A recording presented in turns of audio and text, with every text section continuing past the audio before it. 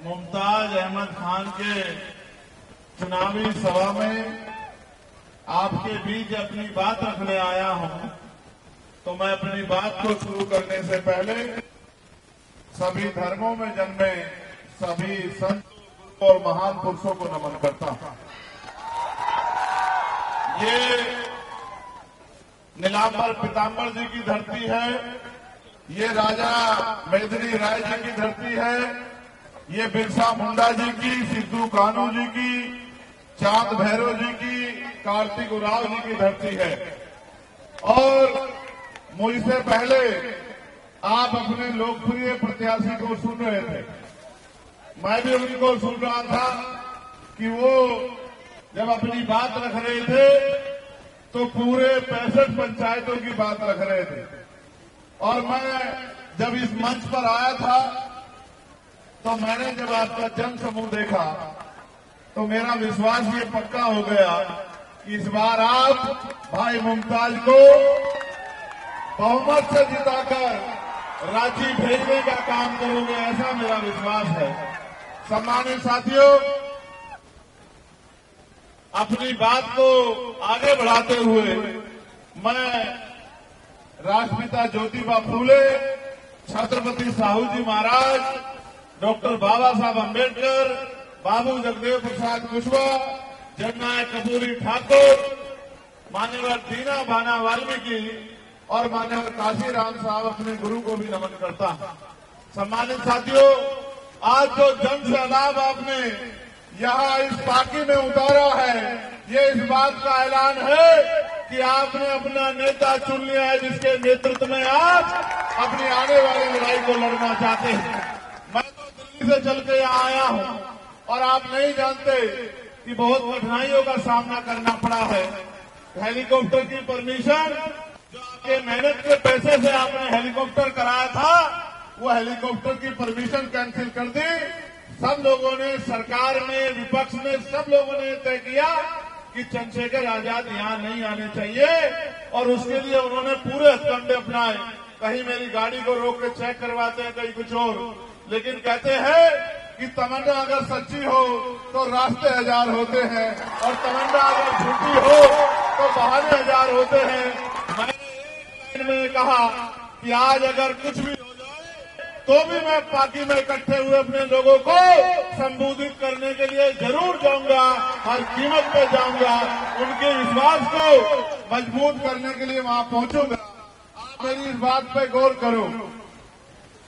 आज जो हालात हैं, ये हालात हम लोगों की वजह से हैं, क्योंकि हम इन दलों पे भरोसा करते हैं। कभी भाजपा को हराने के लिए किसी और दल पे, कभी कांग्रेस को हराने के लिए किसी और दल पे हम उनकी लड़ाई लड़ते हैं और अपनी लड़ाई कभी नहीं लड़ते। जिस दिन हम अपना और अपने बच्चों का, अपने क्षेत्र का अच्छा भविष्य सोचने का काम करेंगे, मैं लिख के देता हूं कि किसी दूसरे व्यक्ति की जरूरत नहीं पड़ेगी, जिसने बिना किसी पद पे होते हुए, जिसने बिना किसी पावर के होते हुए आपके आशीर्वाद और आपके सहयोग से इस क्षेत्र में हर गरीब, किसान, कमजोर, तमाम जाति धर्मों के लोगों की आवाज बनने का काम किया है। अगर उस भाई मुमताज को इस बार आपने वोट की ताकत दे दी तो मैं लिख के देता हूं कि फिर आपको किसी आगे हाथ फैलाना नहीं पड़ेगा। और फिर ये जो गुंडागर्दी आपके साथ होती है, जाति के नाम पे, धर्म के नाम पे हिंसा जो आपके साथ होती है, ये हिंसा करने की हिम्मत किसी भाजपा के गुंडे की नहीं पड़ पाएगी। मैं इस बात को आपको गारंटी के साथ कहता हूं। हम बाबा साहब अम्बेडकर को मानने वाले लोग हैं, हम सतगुरु रविदास जी महाराज को मानने वाले लोग हैं। बड़ी संख्या में हमारी माए बहनें यहाँ बैठी हैं, वो बड़ा विश्वास, उम्मीद लेके आई हैं। आजाद हुए 75 साल से ज्यादा हो गए, लेकिन आज भी बुनियादी सुविधा नहीं मिलती है।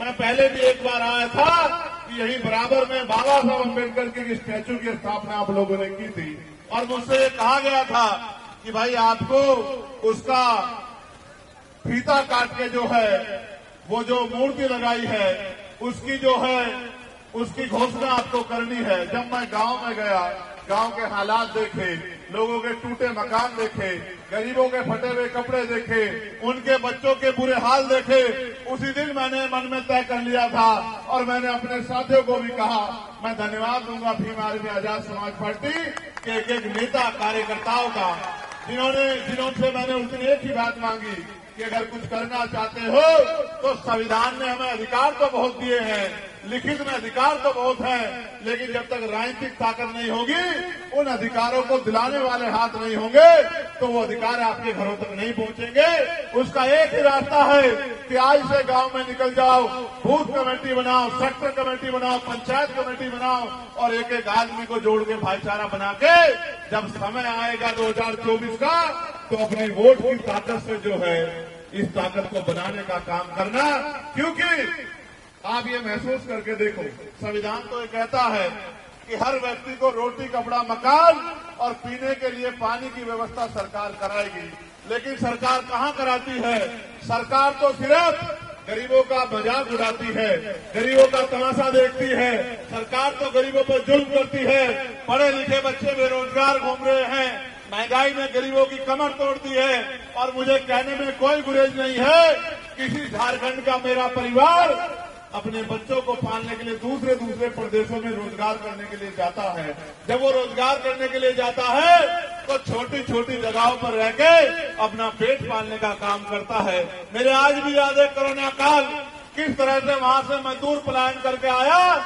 इन सरकारों के पास आपको रेल में बिठा के भेजने के लिए रेल की व्यवस्था भी नहीं थी। इन्होंने जब लाठी आपके ऊपर पड़ी तो आपकी मजाक उड़ाने का काम किया। जिन्होंने आपसे मजाक किया, जिन्होंने आपका अपमान किया, जिन्होंने आपको डराने का, दबाने का काम किया और जिनकी वजह से आपके हालात है, उनको आप 5 साल में अगर कभी सबक सिखा सकते हो तो वोट की चोट से सिखा सकते हो। भारतीय लोकतंत्र को आप देखिए कैसा है। अगर किसी आदमी ने आपसे झूठे वादे करके आपकी वोट को ले लिया तो 5 साल आप उसका कुछ नहीं कर सकते हो, बस 5 साल बाद उसके खिलाफ वोट कर सकते हो। लंबे समय से ये सरकारें हमारे लोगों के साथ ऐसा ही करती आ रही हैं। अब हमें ये समझना पड़ेगा कि अब हमें इनकी बातों में नहीं आना है। जब बाबा साहब अम्बेडकर ने अपने 4 बच्चे कुर्बान करके हमारी उंगली में इतनी ताकत दी है कि जिसे चाहे कुर्सी में बिठा दे और जिसे चाहे कुर्सी में उतार के नीचे बैठ दे, तो फिर हमें घबराना नहीं चाहिए, फिर हमें अपनी ताकत बढ़ानी चाहिए। मैं अपनी बहनों माओं से कहना चाहता हूँ, क्या सम्मान की जिंदगी इस आजाद भारत में आपको मिल पा रही है? मैं गारंटी से कहता हूँ, हाथ उठा के बता देना, यहाँ बैठी हजारों की संख्या में महिलाओं में से 90% महिलाओं ने कभी हवाई जहाज को हाथ लगा के नहीं देखा होगा, कभी हेलीकॉप्टर को हाथ लगा के नहीं देखा होगा, कभी एसी वाली ट्रेन में सफर नहीं किया होगा। और तो और गरीबी के हालात ऐसा है कि जहाँ अमीर का कुत्ता बढ़िया एसी वाली गाड़ी में घूमता है, वहाँ गरीब उसपे पहनने के लिए अच्छे कपड़े भी नहीं है। लेकिन ये सरकारें बात तो करती है गरीबों का भला करने की, लेकिन ये सारा पैसा पूंजीपतियों का माफ करती है। आज के बच्चे तो पढ़े लिखे बेरोजगार घूमते हैं और जब भी आप सवाल करोगे, रोजगार के बारे में पूछोगे, महंगाई पर सवाल करोगे, अधिकार के बारे में पूछोगे, तो ये भारतीय जनता पार्टी के लोग जो ये कह रहे हैं कि हमें सत्ता में आना है, तो ये फिर हिंदू मुसलमान की बात करने लग जाते हैं और इन्हीं के तथाकथित लोग नदी की शान में किस तरह के गुस्ताखी करते, अपमान करते हैं, ये भी किसी से छिपा हुआ नहीं है। आप ये जानते हैं, जब जब मुसलमानों पर अन्याय हुआ है, जब जब किसानों पर अन्याय हुआ है, जब जब मजदूरों पर अन्याय हुआ है, जब जब दलितों पर जुल्म हुआ है, उनकी पीठ पर लाठियां पड़ी है, उनको मूछे रखने पे मारा गया है, उनको मटकी छूने पे मारा गया है, सारे नेता चद्दर तान के सोते हैं। ये भीम आर्मी आजाद समाज पार्टी के लोग मैदान में रहते हैं, उनकी लड़ाई लड़ने का काम करते हैं, उनकी आवाज बनने का काम करते हैं। मैं आपको कहना चाहता हूं, जब तक जिंदगी नहीं बदलेगी, जब तक शिक्षा समान शिक्षा लागू नहीं होगी। एक तरफ अमीरों के बड़े बड़े स्कूल जिसमें गरीब का बच्चा घुस नहीं सकता और सरकारें स्कूल भी बंद कर रही है। जब तक आपका बच्चा पढ़ेगा नहीं, पढ़ लिख के आगे बढ़ेगा नहीं, डॉक्टर इंजीनियर IAS IPS वकील जब बनेगा नहीं, तो आपकी गरीबी की बेटियां नहीं कर सकती है। लेकिन वो तभी संभव है कि राजनीतिक ताकत आपके हाथ में होनी चाहिए।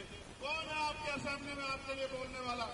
आप बताओ, सबसे ज्यादा मॉब लिंचिंग इसी सरकार के नेतृत्व में झारखंड में होने का काम हुआ।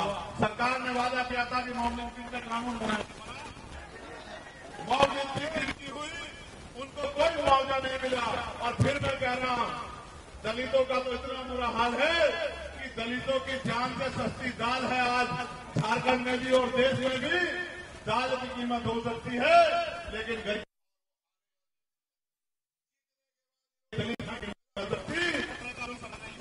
इस हिंसा के संविधान के आधार पर जो ताकत मिली है, वोट की ताकत के आधार पे, वोट की ताकत से देना है। गौर करना सम्मानित साथियों, अगर आप 10 रुपए का सामान लेने के लिए बाजार में जाओगे तो उस सामान को 4 बार देखोगे, ये सामान खराब तो नहीं है, ये सामान जो हम खरीद रहे हैं ये टूटा हुआ तो नहीं है, ये जो सामान हम खरीद रहे हैं जो इसकी वैल्यू है ये इतना पूरा है नहीं है। अगर 10 रुपए के सामान में कमी मिलेगी तो उस सामान को वापस कर दोगे, कहोगे ये नहीं चाहिए। लेकिन करोड़ों रुपए से कीमती जो आपके 5 साल का मुस्तकबिल तय करती है, वो वोट डालने के लिए जाते हो तो एक बार सोचते इसको वोट दे रहे हैं, चुनाव के बाद उसके दरवाजे आपके लिए खुलेंगे नहीं खुलेंगे। जब आप पे जुल्म होगा वो आपकी बात करेगा नहीं करेगा, जब आपको जरूरत होगी वो आपकी लड़ाई लड़ेगा नहीं लड़ेगा। बस आंख बंद करके वोट देते आते हो, फिर कहते हो कि हमारी कोई सुनता नहीं है। जो कल भी नहीं सुनता था वो आज भी नहीं सुनेगा। सुनने वाला एक है, आपकी आवाज बनने वाला एक है। मैं आपसे कहना चाहता हूँ, चूकना मत, बिल्कुल मत चूकना। नारे लगाने से, सिर्फ नारे लगाने से, झंडा उठाने से अगर तकदीर बदला करती, जिंदगी बदला करती तो सबकी बदल जाती। हमारे हाथ में बाबा साहब अम्बेडकर सबसे मजबूत हथियार देके गए हैं, वो हथियार है हमारा कलम।